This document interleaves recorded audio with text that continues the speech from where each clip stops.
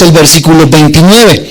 Así que la próxima semana comenzamos con este segundo bloque, donde estaremos viendo del versículo 17 al 29. Hoy terminamos este primer bloque del capítulo 2 de Romanos. Así que vamos a darle lectura. Romanos 2, versículo 16, dice de esta manera: en el día en que Dios juzgará por Jesucristo los secretos de los hombres conforme a mi evangelio.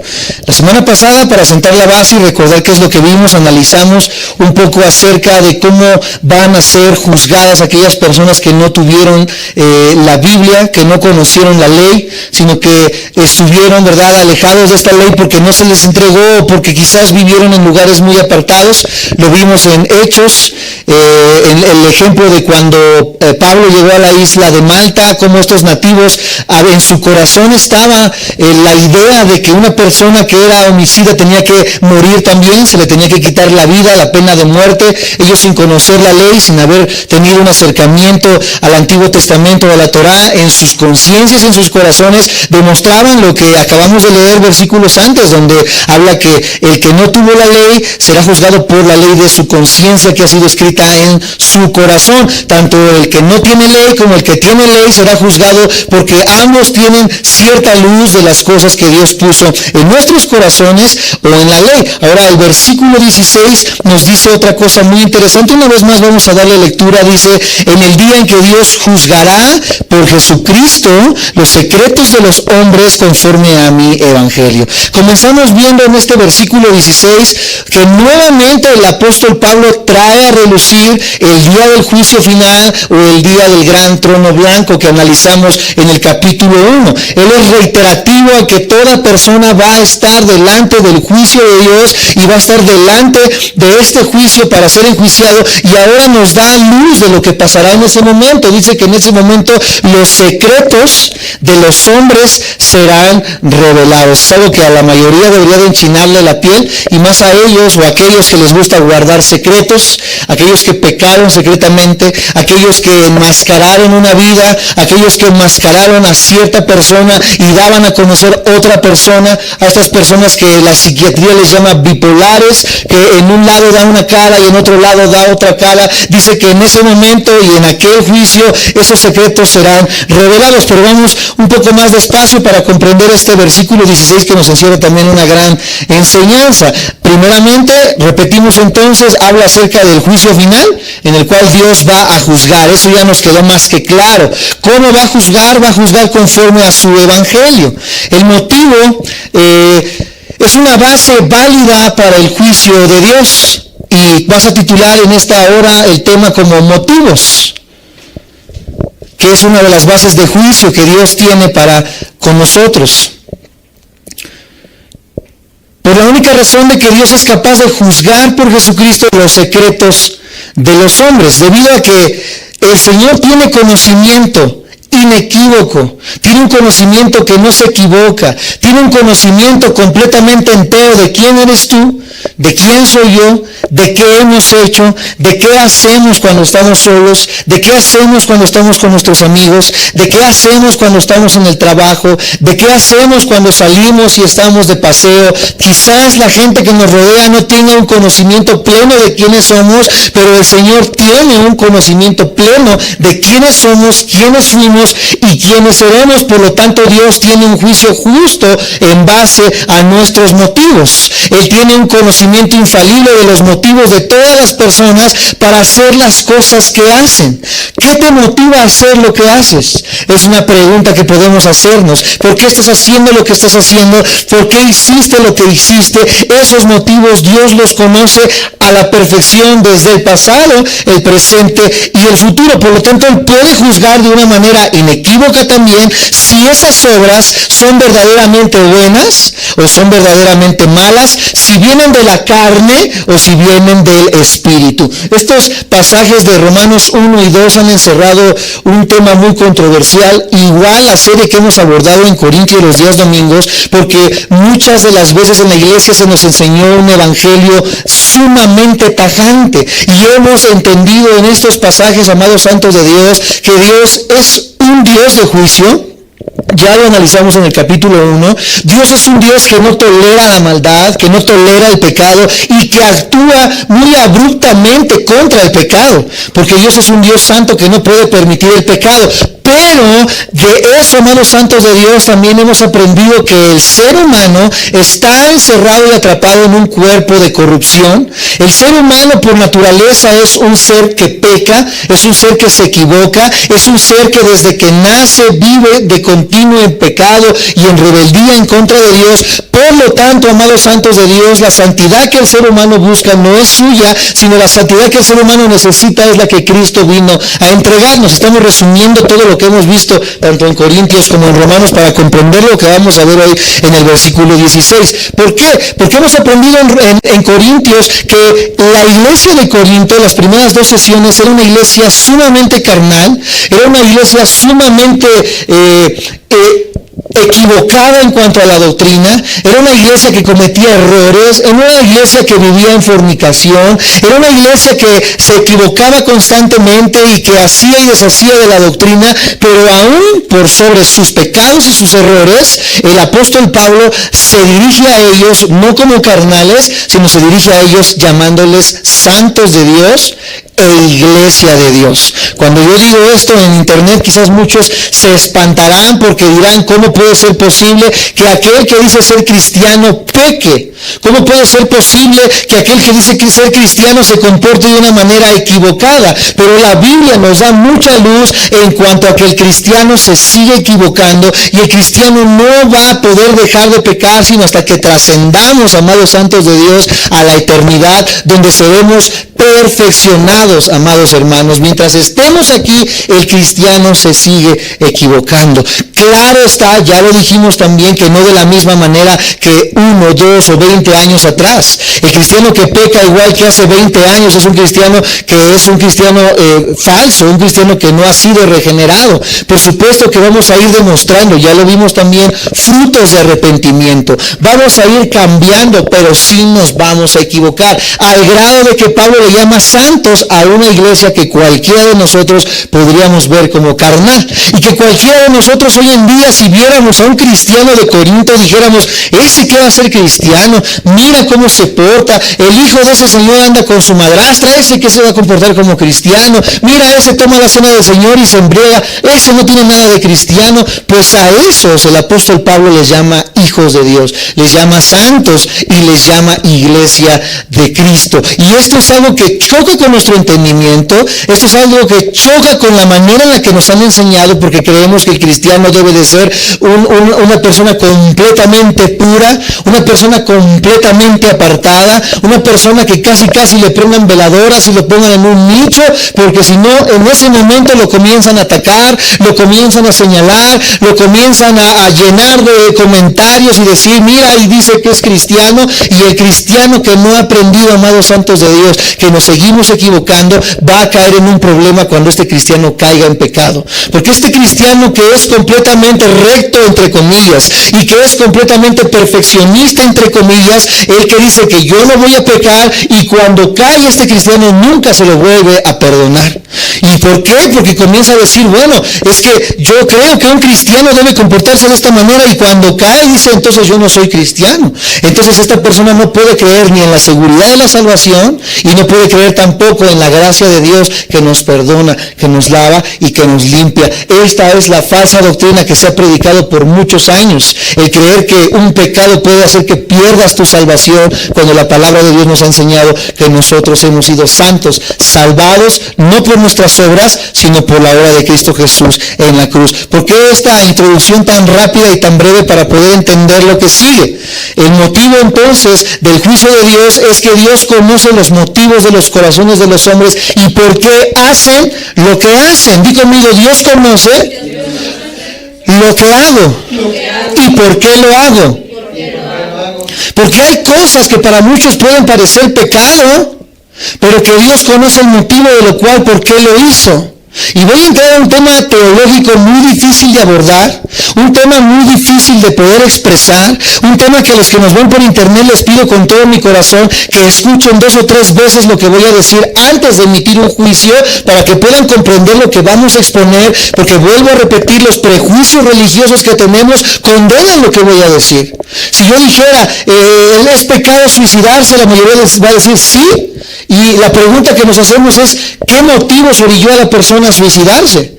¿Qué motivos orilló a la persona a robar? ¿Qué motivos orilló a la persona a robar? Dios conoce esos motivos y Él sabe que esos motivos eran loables, entre comillas, y hasta de una manera macabra lo podemos decir de esa manera, o eran, amados santos de Dios, fruto de un corazón completamente apartado de Dios, completamente en anarquía de Dios y completamente caído. Es algo difícil de explicar, voy a ir paso a paso para que me sigan y tratemos de entender este banquete que nos vamos a aventar el día de hoy. David, podemos ver primeramente en 1 Corintios 28, David aconseja a Salomón aquí.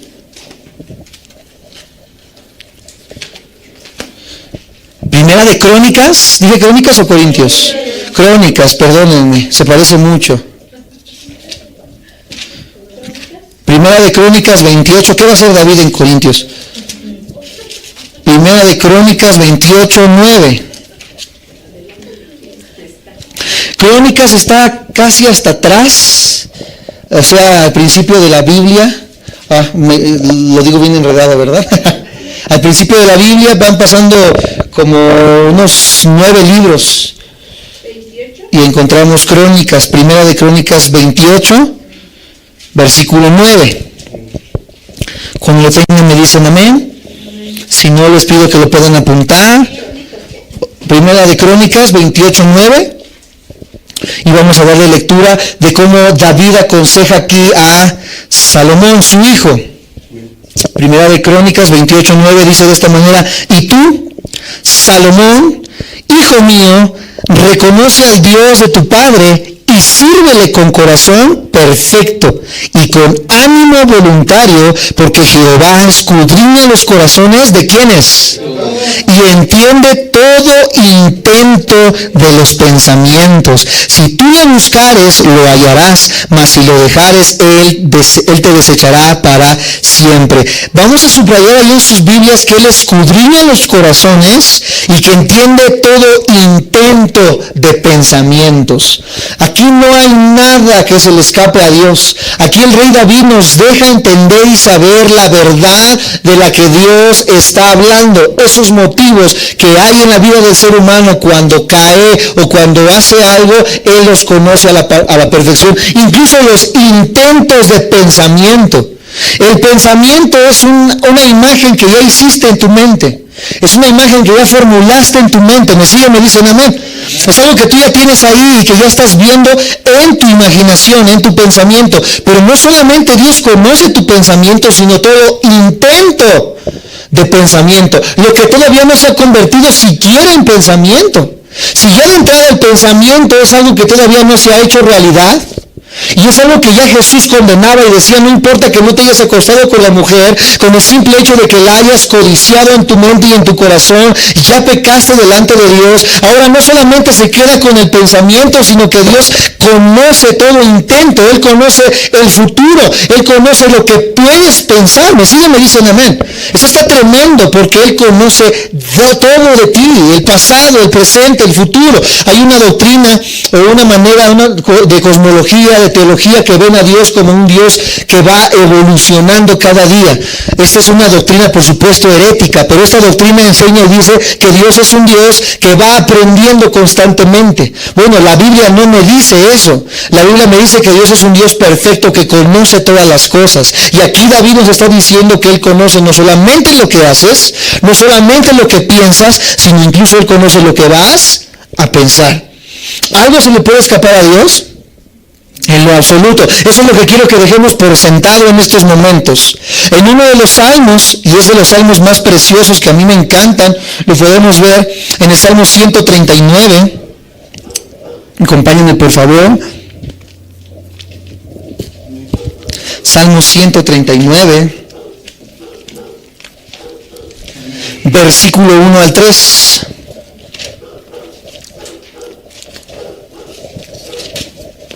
Salmo 139, versículo 1 al 3. Dice de esta manera, vamos a darle lectura. Oh Jehová, di conmigo, tú me has examinado y conocido. Tú has conocido mi sentarme y mi levantarme. Has entendido desde lejos mis pensamientos. Has escudriñado mi andar y mi reposo, y todos mis caminos te son conocidos. Todos mis caminos te son conocidos. Quizás seas una persona completamente desconocida cuando viajas de un lugar a otro y dices, vamos a hacer una nueva vida, vamos a dejar todo atrás y comenzar desde cero de nuevo, en otro estado, en otro país, comencemos desde cero. Dios dice, tú comenzarás desde cero a donde te vayas, pero yo conozco de dónde vienes y por qué huiste. Dios conoce nuestros caminos y no solamente los conoce. Aquí hay algo que me llama la atención y que quiero que subrayen. En el versículo 2 dice, has entendido. No solamente conoce, sino que entiende, que es el punto que estamos analizando en el versículo 16. Él comprende los motivos de lo que hacemos. Él entiende los motivos por los cuales nos impulsan y nos llevan a cometer las cosas que cometemos. ¿Me siguen? ¿Me dicen amén? No solamente conoce. Esto es algo que de verdad que ahorita me emociona mucho. Él no solamente conoce y nos ve y decimos, Dios nos ve a través de la losa. Él entiende nuestros corazones. Él entiende las razones. Él entiende los motivos de lo cual hacemos lo que hacemos. A través de Jeremías vemos otro ejemplo del conocimiento de Dios en Jeremías 17. Jeremías 17. Ahí adelante está Proverbios, Isaías, Jeremías 17. Déjame encontrar el versículo porque no lo apunté bien.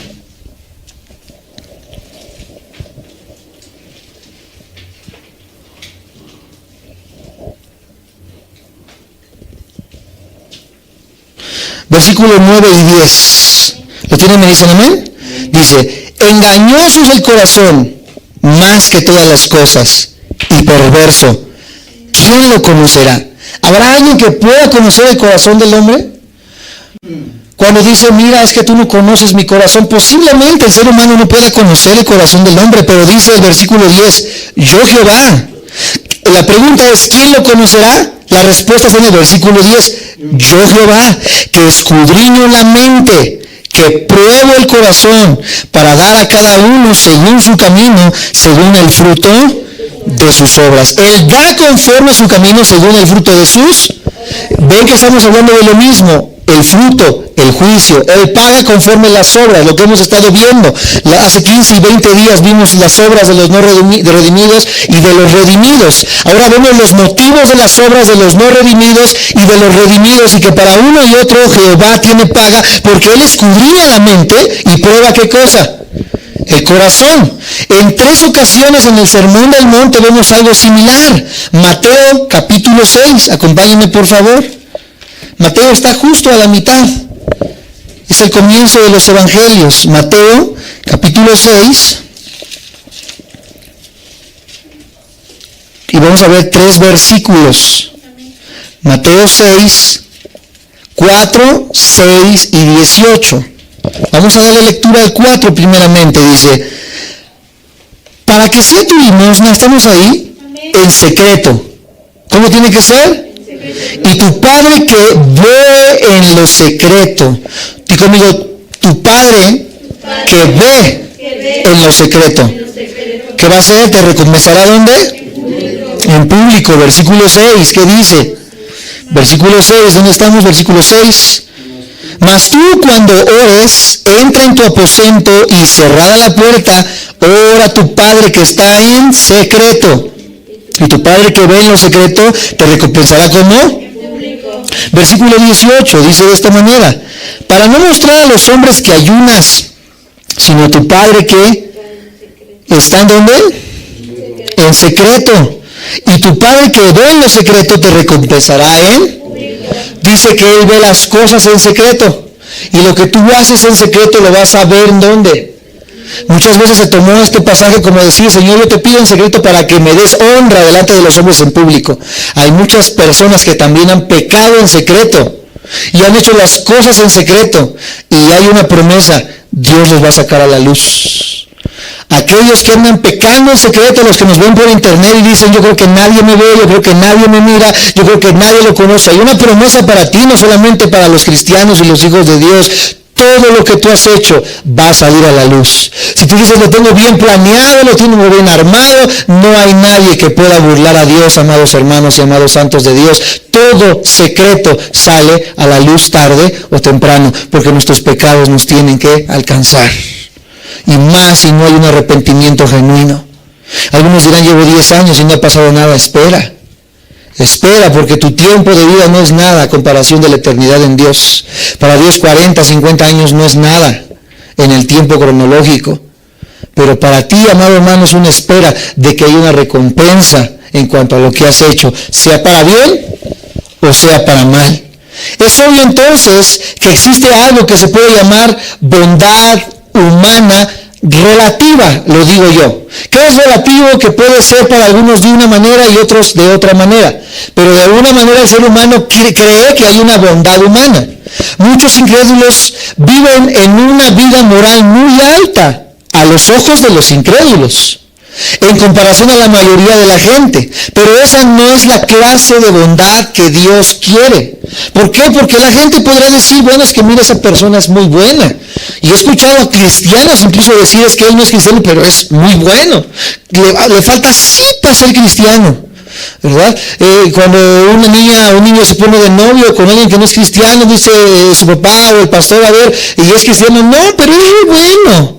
Así le falta nada más una patinada de mosca para que sea bueno y para que sea cristiano. Amados santos de Dios, la gente tendrá su nivel o su forma de ver quién es bueno en el mundo, pero la Biblia nos dice verdaderamente cuáles son los estándares que Dios está buscando en cuanto a nuestra moralidad. Porque allá afuera ser bueno podría ser donar 10,000 pesos al Teletón, pero por algunos puedo decir, es malo, porque esa gente gana 1 millón, debería de dar por lo menos 300,000 pesos. Entonces, el hecho de que tú des 10,000 o 300,000, para algunos podrán decir, eso es bueno, y para otros podrán decir, qué tacaño. ¿Sí me entienden? Entonces, para la gente allá afuera, el ser bueno es relativo. El ser bueno no es una ley, no es una marca distintiva, sino que cada uno tiene una apreciación diferente de qué es ser bueno y qué es ser moral. Algunos dirán, bueno, yo no soy tan malo como otros, yo no mato, pero sí hago otras cosas. ¿Sí me siguen? Yo nunca he asesinado a nadie, pero sí, dice la Biblia, ¿verdad? Herimos y matamos con nuestra lengua a las personas. Yo nunca he violado las leyes, pero sí nos vivimos y nos pasamos la vida evadiendo impuestos. Yo nunca he hecho algo, ¿verdad?, que daña a las personas o a mi propio cuerpo. Jamás he consumido metanfetaminas, jamás he consumido marihuana, pero se acaba una botella de ron a la semana. ¿Sí me explico? O sea, el factor de moralidad en el mundo es relativo, no hay una marca distintiva. No podemos decir quién verdaderamente es bueno o no es bueno. Y lo que la gente aparentemente hace como bueno jamás va a alcanzar o satisfacer lo que Dios está buscando. Porque nada que se haga por un motivo diferente a la gloria de Dios tiene el poder de ser bueno. Cuando yo hago algo para la gloria de Dios, en esa esencia encontramos el margen de moralidad que necesitamos delante de los ojos de Dios. Ya no lo estoy haciendo para mí o para que el mundo diga cuán bueno soy, lo estoy haciendo para que la gloria de Dios sea exaltada. ¿Me siguen? ¿Me dicen amén? Ese es el estándar que el cristiano necesita y empieza a conocer. Ya no es qué hago, qué no hago, sino para quién lo hago y por qué lo estoy haciendo. Lo estoy haciendo para la gloria de Dios. Por ende, todo lo que no sea para la gloria de Dios jamás va a ser en sí mismo bueno. Todas las cosas que se hacen en la carne sirven solamente para la carne. Todo lo que se hace por naturaleza en la carne está manchado por la imperfección humana egoísta. ¿Por qué? Porque cuando yo doy 10,000 pesos al Teletón, no me puedo quedar callado, sino que les digo, por favor, ahí en los comentarios de Twitter, en la pantalla de la tele, que salga mi comentario de que yo doné 10,000 pesos al Teletón. O sea, ninguna persona incrédula hace algo si no quiere ser reconocido. La mayoría de personas, si no es que todos, lo hacen esperando que de alguna manera alguien sepa lo que hizo. ¿Me siguen? Incluso la maldad. Las personas que han asesinado, se ha corroborado en cuanto a la criminalística, que la mayoría de criminales o de asesinos seriales dejan rastros o migajas para que en algún momento dado sepan quién fue el asesino, porque no se pueden quedar con la idea de que un asesinato perfecto se quede sin un culpable. Ellos en el fondo de su corazón quieren que los descubran para que digan, mira cómo lo hizo. ¿Sí me siguen? Ese es el ser humano y esa es la naturaleza del ser humano. Siempre queremos ser vistos, siempre queremos ser reconocidos, siempre queremos que la gente diga, es que sí es bueno, es que sí se porta bien, es que sí hace las cosas correctamente, y lo hacemos para eso, para que las demás personas digan cuán buenos somos, pero en eso convertimos nuestra bondad en egoísmo y en egocentrismo. ¿Me siguen? ¿Me dicen amén? No son cosas que puedan hacerse por el único motivo correcto de agradar a Dios y de glorificar a Dios, sino que glorificamos nuestro propio ego y glorificamos nuestras propias decisiones, nuestras propias ideas y lo que nosotros somos. Bien sea que se haga para impresionar a otros por la bondad propia, para reaccionar a la presión del grupo, para aliviar sentimientos de culpa o simplemente para sentirse mejor de uno mismo, cualquier cosa que no se haga para Dios y por medio de su poder es pecaminosa en sí mismo y por lo tanto no es aceptable para Dios, sin importar cuán buena, cuán sacrificada pueda ser a los ojos del mundo. Vamos más adelante. Vamos a contar algunos ejemplos de lo que les estoy diciendo. Ya vimos que no hay obras que puedan satisfacer a Dios. Ahora vamos a ir a las obras aparentemente malas que han hecho personas que Dios llamó santos y rectos. Aquellos religiosos que nos ven por internet y que viven juzgando y que viven señalando y que viven diciendo tajantemente, esto está mal, esto te hace que caigas en pecado, esto demuestra que no eres cristiano, etcétera, etcétera. Veamos algunos ejemplos, dos específicamente, aunque la Biblia está repleta de ejemplos de lo que les estoy diciendo en cuanto a estas doctrinas, de que hay razones que Dios ve y motivos que Dios ve aún en las acciones malas, en un justo y en un santo. Ya entendimos que un justo y un santo no va a dejar de pecar, ya lo comprendimos. Pero ¿qué razones llevan a pecar al justo o al impío? ¿Qué es lo que hace, que motiva el corazón del justo o del impío? ¿Y por qué Dios nos sigue llamando santos como llamó a la iglesia de Corinto? ¿Me siguen? Me dicen amén. Espero no enredarlos, pero es un tema bien profundo. Primeramente vemos a David. ¿Cuántos conocen la historia de David? Cuando David se metió con una mujer que no era su mujer. Cuando estaba en la azotea de su palacio y él mandó a todos a la guerra, mandó a todos a pelear, y cuando estaba enfrente de una azotea dice que vio a una mujer que se estaba bañando y que estaba completamente desnuda, esta mujer llamada Betsabé.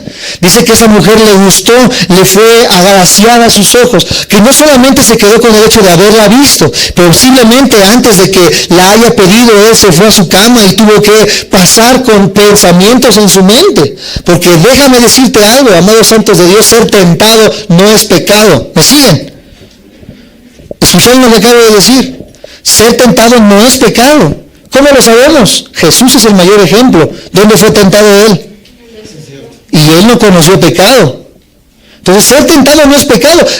David quizás estuvo en su mente y dijo, esa chica me gusta, y fue tentado a llamarla, y él tuvo la disyuntiva de decir, ¿lo hago o no lo hago? Ya de entrada Jehová conocía los pensamientos y las motivaciones del rey David. Si me siguen, si lo vamos entendiendo. Pero el rey David no solamente se quedó con eso en su mente, sino que comenzó a formar una idea en su mente. A esto la Biblia le llama iniquidad. No solamente el pecado, sino la iniquidad es el siguiente paso en la maldad del hombre. La iniquidad es cuando ya esa idea se formó en tu mente y comienzas a idear el plan para pecar. ¿Me siguen? Ya no solamente dices, qué guapa estaba la Betsabé, qué pelazo tenía, híjole, si vio el pelo, ¿no? Yo creo que fue lo último que vio ese David. Ya no solamente dijo eso, sino que dijo, mira, ¿cómo le haré para estar con ella? Comenzó a maquinar en su mente, comenzó a tener iniquidad. Híjole, ¿cómo le hacemos? Pues voy a mandar a su esposo, porque su esposo era Urías, era uno de los principales ahí con el rey David. Dijo, lo voy a mandar hasta adelante, donde están las flechas, las espadas, donde la batalla está más caliente, para que lo asesinen. Y así, si yo ando con la Betsabé, no me va a venir a reclamar el esposo. Entonces él comenzó a idear un plan. ¿Para qué? Para pecar. Eso Dios le llama iniquidad, amados santos de Dios. Que ya formulaste el plan, ahora comienza el trayecto hacia el pecar. Dice que él manda a Urías, allá se hace una revuelta y él dice, tráigame a la Betsabé. Y de la Betsabé vino, amados santos de Dios, este hijo llamado Salomón. De esta infidelidad vino una de las personas más sabias que ha visto toda la humanidad. Ahora, ¿qué pasa después cuando Dios le dice a Salomón, Salomón, anda en rectitud como anduvo David, tu padre? Cuando yo leí esto dije, o Dios se equivocó de Biblia, o Dios se equivocó de David, o yo no leí bien. Porque yo me acuerdo de un asesino, me acuerdo de un fornicario, me acuerdo de un inicuo y me acuerdo de un adúltero que tuvo relaciones con una mujer que no era su mujer.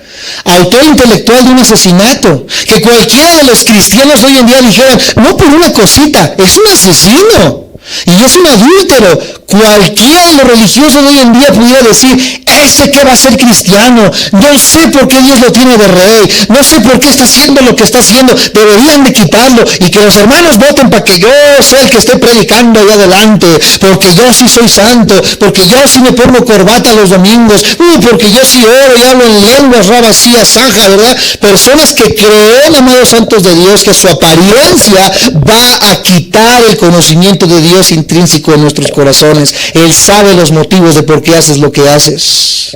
Si tú tienes una apariencia de piedad para que los demás vean cuán bueno eres, Él conoce esa motivación y Él sabe que no lo estás haciendo verdaderamente para su gloria, lo estás haciendo para tu reconocimiento. A diferencia del pecado, porque fue un pecado gravísimo el que tuvo David. Pero la diferencia entre uno y otro es que David no se anduvo haciendo el santito. David no anduvo diciendo, ay mira, cuán santo soy, y el domingo se vestía de cristiano y entre semanas se iba al hotel con la Betsabé. ¿Sí me explico? Esa es la gran diferencia entre uno y otro, amados santos de Dios. David sabía lo que hizo y entendió en su corazón que lo que había hecho estaba mal. Lo comprendió al grado de que muchos de los salmos él escribe y dice, me siento mal, me siento enfermo, siento que la presencia de Dios se fue de mí, mis huesos siento que se rompen, mi corazón siento que sale del pecho, a diferencia del santo hombre de Dios, que dice que no se equivoca y que se la pasa señalando a todo el mundo, pero Dios conoce verdaderamente cuán podrido está el corazón de aquella persona que solamente busca la apariencia. Que David dijo, Señor, yo necesito arrepentirme. Y cuando él se arrepintió, amados hermanos, por supuesto que pagó el precio de su pecado, pero él se arrepintió de corazón y eso es lo que hace diferente uno al otro. Él al arrepentirse encontró la gracia que proviene de Dios. Dios lo perdona de ese pecado y él sigue una vida en servicio a ese Dios que tanto amaba. Un contraste que podemos ver es el contraste de Judas. Judas era uno que estaba dentro de los 12. Era uno de los que andaba en el grupo de los hijos del trueno. Así los llamaban en aquel tiempo. Decían, mira, ahí vienen los seguidores de Jesús. Y entre ellos, ¿quién andaba? El que lo iba a entregar. El que se robaba de las limosnas y de lo que él juntaba. ¿Cómo apareció entre los 12? No sabemos. Él fue un infiltrado, la Biblia no nos da luz, pero él andaba entre los cristianos. Él formaba parte del presbiterio, él formaba parte del consejo de ancianos, él formaba parte del diaconado de la iglesia. Quizás a él le preguntaban, pastor, ¿qué es lo que vamos a hacer aquí en la iglesia? Porque usted es uno de los que nosotros le tenemos en gran estima, porque usted se ve muy santo, muy recto, muy íntegro, pero ¿qué había en su corazón? Estaba completamente apartado de lo que Dios estaba buscando. El otro, David, era un pecador y lo entendía y se arrepintió. Pero este otro aparentaba algo que no era. Y Dios conocía los motivos de los corazones de ambos. Y cuando este señor Judas entregó a Jesús, comenzó a sentir un remordimiento muy grande y dijo, yo no puedo recibir su dinero, y aventó las monedas y saliendo corriendo, en vez de ir hacia el madero correcto, en vez de ir a los pies de la cruz, arrodillarse y decirle a Jesús, Jesús, perdóname por lo que hice, me arrepiento por haberte entregado. ¿Tú crees que si lo hubiera hecho Jesús hubiera dicho, no el pastel? ¿Hay para la otra? Pues ¿qué te pasa? No, primero me entregas y luego, no, estás bien mal. ¿Ustedes se imaginan a Jesús haciendo eso? Jesús, ¿qué hubiera hecho? De la misma manera que le dijo al ladrón, le hubiera dicho a Judas, hoy estarías en el reino de Dios conmigo. Pero Judas experimentó, no el arrepentimiento, experimentó el cargo de conciencia. Él experimentó algo de lo más terrible que puede experimentar un ser humano, remordimiento. El haber hecho, pero no arrepentirse, y el remordimiento, en vez de llevarte a la paz en Dios en el arrepentimiento, el remordimiento te llevará a amargarte cada día más hasta que tú caves tu propia tumba.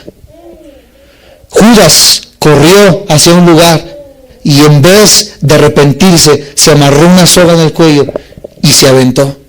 Uno de los evangelios dice, ¿verdad?, que solamente se ahorcó, otros dicen que se abrió su estómago y sus intestinos se desparramaron en todo el lugar. Fue algo completamente grotesco lo que pasó con la vida de Judas.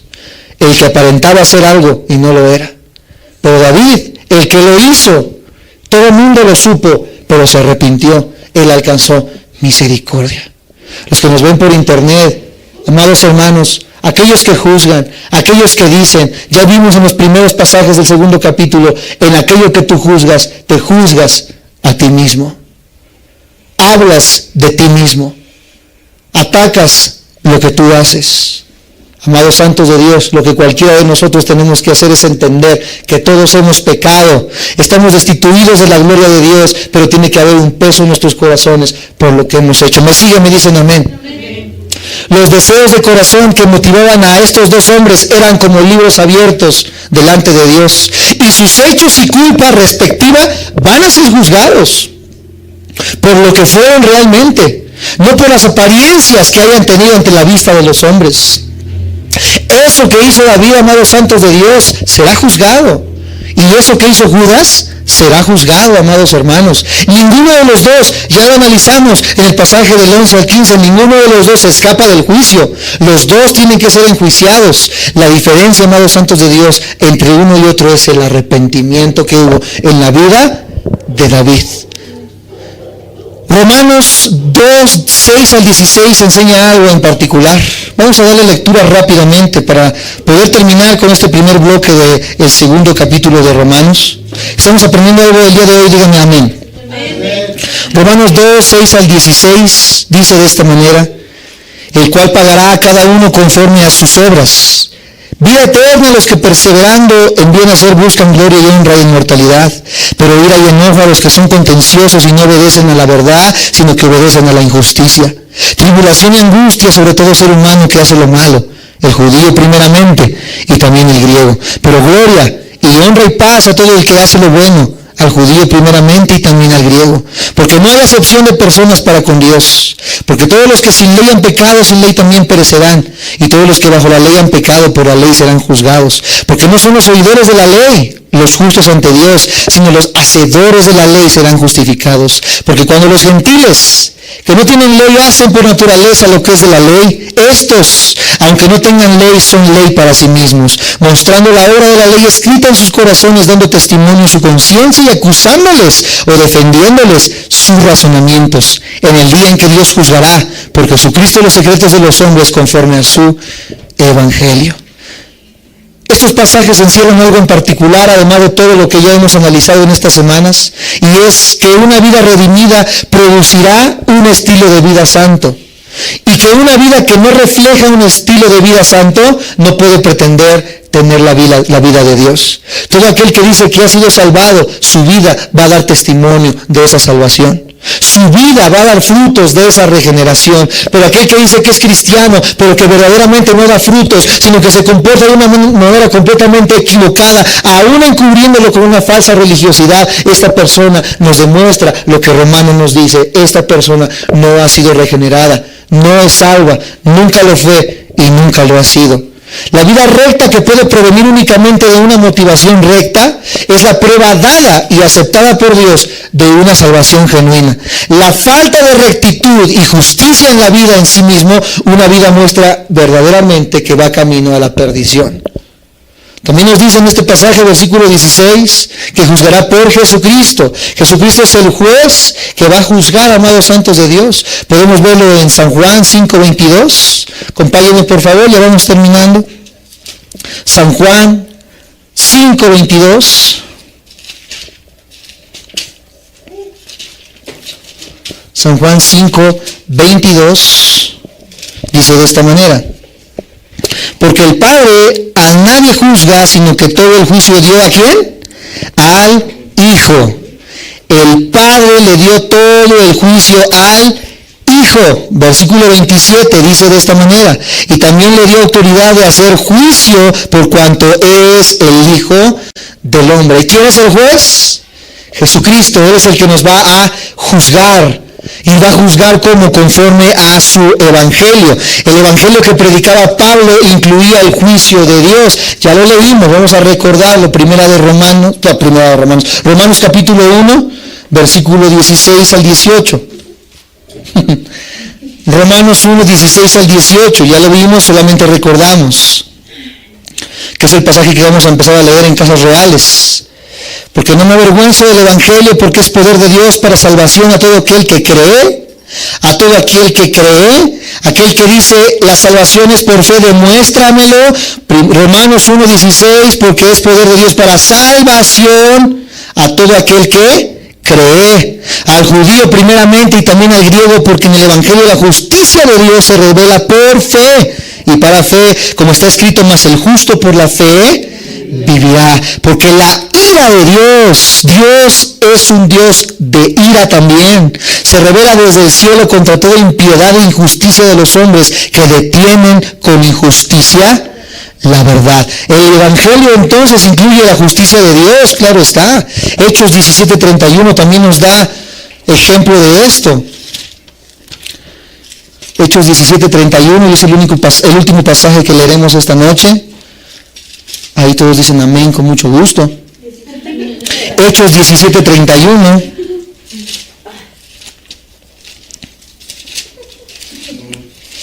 Hechos 17:31 dice de esta manera: por cuanto ha establecido un día en el cual juzgará, dijo conmigo, juzgará al mundo con justicia por aquel varón a quien designó. ¿Quién es ese varón a quien designó? Ya leímos que es Jesucristo, dando fe a todos con haberle levantado de los muertos. Va a juzgar a través de Cristo conforme a su evangelio. El evangelio no es presentado correctamente si no se dice sobre el juicio de Dios. Si yo solamente predico lo bueno de Dios, pero no predico que va a haber un juicio, va a ser un evangelio mutilado. A la gente tengo que decirle, sí, Dios puede restaurar tu matrimonio, pero Dios también quiere que te arrepientas, porque si no te arrepientes, juicio va a caer sobre tu vida. Amados hermanos, hoy tenemos que ponernos sobre nuestros pies. Hoy tenemos que recapacitar seriamente lo que hacemos. ¿Por qué lo hacemos? Porque si Dios conoce nuestros motivos, nosotros tenemos que tener bien en claro qué estamos haciendo, amados santos de Dios. Si verdaderamente vivimos una vida de arrepentimiento continuo y de justicia, o somos meramente religiosos. Si somos meramente religiosos, viviremos una vida religiosa, señalando, condenando, pero yéndonos hacia la misma condenación, porque seremos juzgados con la misma vara con la que juzgamos. Pero si hoy entendemos que todos hemos pecado y que Dios tiene gracia para con nosotros, si nos arrepentimos, 1 Corintios 2 nos dice que ciertamente Él es fiel y justo para perdonarnos y limpiarnos de toda maldad. No importa qué es lo que hayas hecho, tú que nos ves por internet, no importa qué es lo que hayas cometido en esta hora, no importa que en tu iglesia te hayan condenado y te hayan sacado y te hayan dicho que no hay oportunidad para tu vida, en esta hora la palabra de Dios te dice que Dios aún puede hacer algo en tu vida. Si tú has hecho y tú dices, Dios no puede perdonarme, la Biblia es muy clara y te dice que sí hay perdón, sí hay arrepentimiento. Si vives hoy encerrado en las cuatro paredes diciendo que te arrepientes, pero sinceramente no lo haces, y vives solamente un mero remordimiento, te puedo decir que lo único que te espera es un fin.